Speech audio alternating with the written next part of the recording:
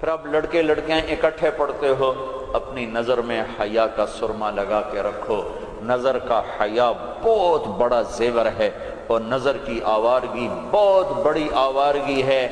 دلوں کو تباہ کرنے کے لیے اس سے زیادہ خوفناک کوئی چیز نہیں ہے، اور دل کو روشن کرنے کے لیے اس پردے کو جھکانے سے زیادہ کوئی چیز نہیں ہے۔ جس کی نظر نیچے ہوتی ہے پوری دنیا کے شیطان مل کر اسے گمراہ نہیں کر سکتے۔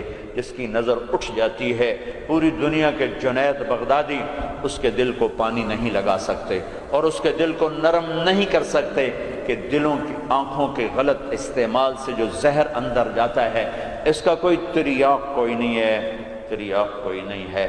اور نظروں کو جھکانے سے جو طاقت اندر جاتی ہے اس کو تباہ کرنے کے لیے کوئی بم بلاسٹنگ نہیں ہے، کوئی گولی نہیں ہے، کوئی بلٹ نہیں ہے۔ یہ ایسی طاقت ہے کہ عرش تک انسان کو پہنچا دیتی ہے، یہ ایسی طاقت ہے کہ فرشتوں کو اس کے قدموں میں جھکا دیتی ہے، یہ ایسا نور ہے کہ جب تمہاری آنکھ بند ہوگی تو اللہ کی قسم سورج چاند کا نور بھی تمہارے نور کے آگے شرمائے گا، ماند پڑ جائیں گے یہ نور۔ اگر تمہیں اللہ نے آنکھوں کا نور دے دیا، اگر تمہیں آنکھوں کا حیا دے دیا، دنیا کے سارے ابلیس گمراہ نہیں کر سکتے۔ عمیر بن حبیب روم کی قید میں آئے تو رومن 10 آدمی تھے، 9 قتل کر دیے۔ یہ بڑے خوبصورت تھے، لمبے چوڑے تھے، تو اس کو ایک رومی سردار نے اپنا غلام بنا لیا۔ پھر اس نے کہا کہ اگر تو عیسائی ہو جائے تو میں اپنی بیٹی بھی دیتا ہوں، اپنی ریاست بھی دیتا ہوں۔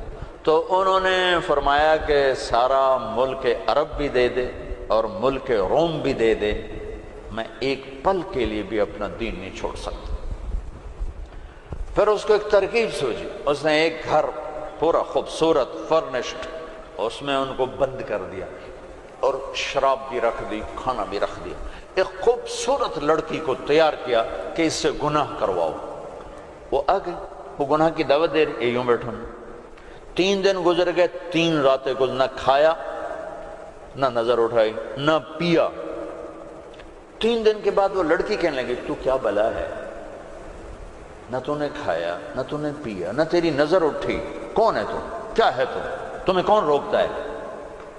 تو فرمایا کہ اب تو میرے لیے شراب بھی حلال ہے جس حال پر میری پیاس پہنچ چکی، اور سور پکا کے رکھا ہوا تھا کہ یہ گوشت بھی میرے لیے حلال ہے جس سطح پر میری بھوک پہنچ چکی ہے، لیکن میرے رب سے مجھے حیا ہے جو مجھے دیکھ رہا ہے، میں یہ کام نہیں کر سکتا۔ لڑکی 3 دن کی بجائے 30 دن یہاں بیٹھی رہے، میں یہ کام نہیں کر سکتا، میری جوانی امانت ہے، اس پہ داغ نہیں لگ سکتا۔ وہ کہنے لگی تیرے جیسے انسانیت کے تاج کو میں قتل نہیں ہونے دوں گی، میں تمہیں چھڑاؤں گی۔ باہر نکل کے کہنے لگی سردار تو نے مجھے کس کے پاس بھیجا ہے؟